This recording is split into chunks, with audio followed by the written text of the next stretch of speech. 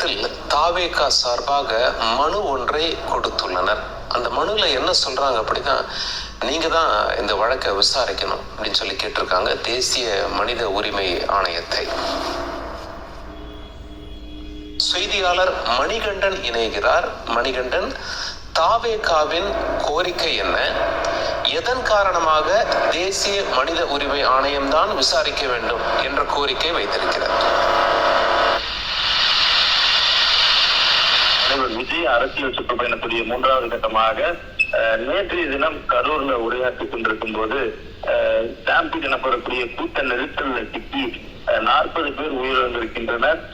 இதுல சதி இருப்பதாக கூறி இன்று காலையில நேரடியாக நீதிபதியை சந்தித்து இந்த வழக்க அவசர நிலைக்கு எடுத்துக்கொள்ள வேண்டும் என தமிழக வெற்றிக் கழகத்துடைய இணை பொதுச் செயலாளர் CTR தர்மகுமார் மனு செய்திருந்தார். இந்த நிலையில நாளை மதியம் மதுரை உயர்நீதிமன்ற பெஞ்ச்ல இந்த வழக்கு விசாரணைக்காக எடுத்துக்கொள்ளப்பட்டிருக்கக்கூடிய சூழல்ல தமிழக வெற்றிக் கழகத்துடைய இணை பொதுச் செயலாளர் CTR தர்மகுமார் தாவேகா சார்பில் நேஷனல் ஹியூமன் ரைட்ஸ் கமிஷன் இந்த ஒரு மனு செய்திருக்கிறார். அதே போல இந்த தேசிய மனித உரிமைகள் ஆணையம் இந்த வழக்கை முன்வந்து எடுத்து இதனை விசாரிக்க வேண்டும் என்ற மனுவை கொடுத்திருக்கிறார். ஆன்லைன் போர்ட்டல் மூலமாக இந்த மனு என்பது பதிவு செய்யப்பட்டிருக்கிறது.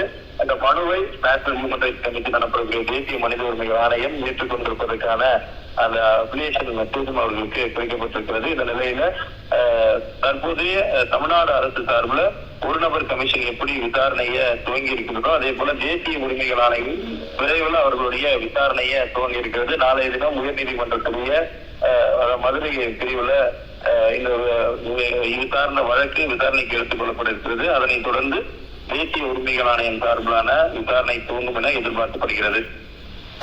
உங்களுடைய தகவல்களுக்கு நன்றி மணிகண்டன். தேசிய மனித உரிமை ஆணையத்தில் தாவேகா சார்பாக மனு ஒன்றை கொடுத்துள்ளனர். அந்த மனுல என்ன சொல்றாங்க அப்படின்னா, நீங்க தான் இந்த வழக்கை விசாரிக்கணும் அப்படின்னு சொல்லி கேட்டிருக்காங்க தேசிய மனித உரிமை ஆணையத்தை. செய்தியாளர் மணிகண்டன்